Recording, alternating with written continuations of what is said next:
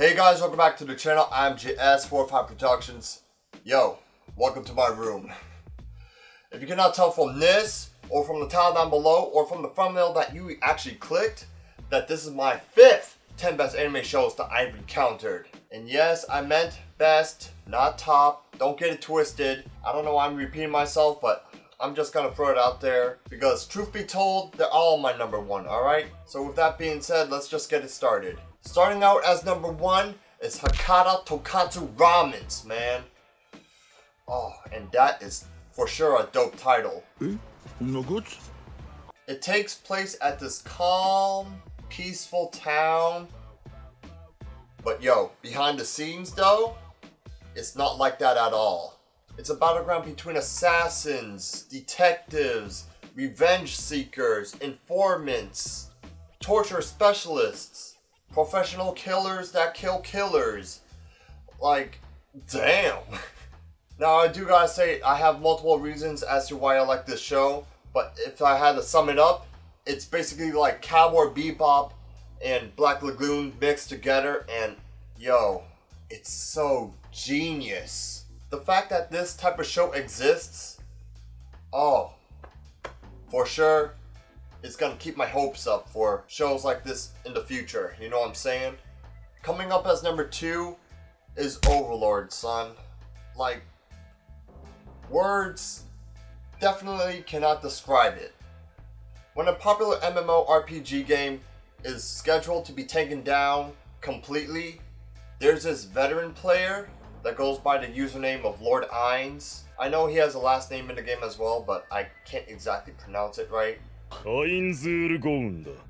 He plans to see the game at the very end, like 1 second before shutdown end, you know what I'm saying? So after the game was taken down, he actually wakes up in the actual game, living as Lord Ainz. And these NPCs, or whatever, they got a mind of their own, living their own lives, and do whatever they want. And so Lord Ainz put his skills to use and try to become the next Overlord. I gotta say, it definitely keeps it real, definitely keeps it original, like goddamn. Coming up as my 3rd best anime show that I've encountered is Goblin Slayer, man. Goblin freaking Slayer. So there's this extraordinary silver ranked man that goes by the name of Goblin Slayer, because obviously. And he doesn't give a damn. Let me repeat that one more time. He doesn't give a damn about saving the world. All he cares about is slaying goblins. And the reason behind that is because, well, when he was a little kid, he basically had a traumatic childhood with goblins. His plan of resolve is just to annihilate the whole population of goblins. Along the way, he does get some homies to back him up, and one of them is a priestess, because there was a time where he saved her from a goblin encounter, and they're just, you know, a team. Let me just say real quick, it's definitely viewer discretion advised. So, I'm just throwing it out there. It does have that, like, you know, rated R type of scenario. I'm just saying, alright? Just saying. For number 4 is the Blue Exorcist, man. Ooh. Gotta love that show. It's basically about 2 brothers. The main one, Rin, and his younger brother, Yukio. And they were raised by a father, and by father, I mean like a religious father, who happens to be an exorcist. Then one day, the 2 brothers learn that they are actually the sons of Satan. And I do gotta say, it was pretty shocking when they got the news. After Rin witnessed his caretaker's death, he takes the sword and activates his demonic powers and swears to, you know, kill Satan. So in order for him to do that, he has to go to this academy called True Cross and become an exorcist himself. The show does contain humor, it contains action, it does contain some drama, and honestly, I do respect the show. Like 100%. It's for sure a good show. I sure hope you guys like it and watch it. So, for the 5th show is Hina Matsuri. And my god, son, I could not stop laughing. There's this young intellectual Yakuza that goes by the name of Nida, and I sure hope I'm saying his name right. If I'm not, I'm terribly sorry. That he encounters a little girl with psychic powers. So he takes her in, and havoc just breaks loose, man. Like, he basically lost his young lifestyle, if that makes any sense. So to sum things up, it's basically the lifestyle of an outlaw with a psychic little girl. And, oh, it's such a good show, man. Guaranteed a must-watch. No doubt about it. For number 6 is The Rising of the Shield Hero. Oh. Now that is for sure another awesome show. There's this guy named Nafumi. He finds a book in the library and he got teleported into a whole new world to become a hero. And this hero is, the shield hero. And he joins the other heroes, the sword hero, the spear hero, and the bow hero, creating the 4 cardinal heroes. And they basically have to fight the catastrophe of these waves that are like destroying this world's, world. At the same time, or in this case along the way, Nafumi basically lost everything. He lost his money, he lost his dignity, and he lost respect. And the reason behind it is because he was accused of a crime that he did not even commit, man. Like, yo, they be hating. For real. And that is why this show is definitely a must watch. Trust me. And that brings me up to number 7, which is Dr. Stone, man. Oh. You're definitely gonna get a kick out of this one. After 7,000 years of all living things turning into stone, there's this one guy named Senku, definitely a highly intelligent boy.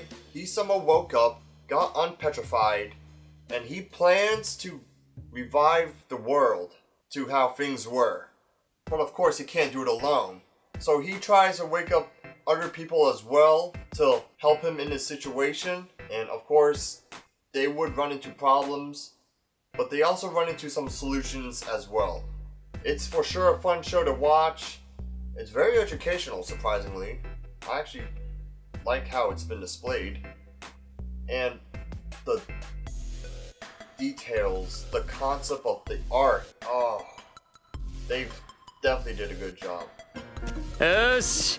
It's hard for me to explain, I know.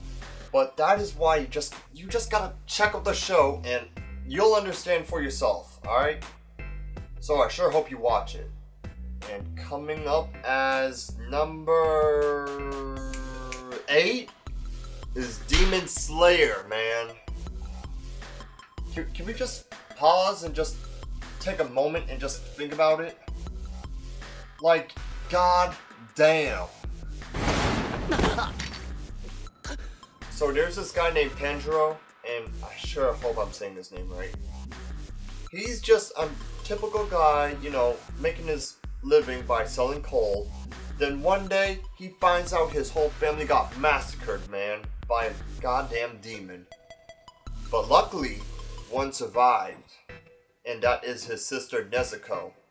Moments later, he finds out that his sister turned into a demon, and oh, we all know that ain't good. So in order for him to turn his sister back into a human being, he does have to find a demon that was responsible for the massacre.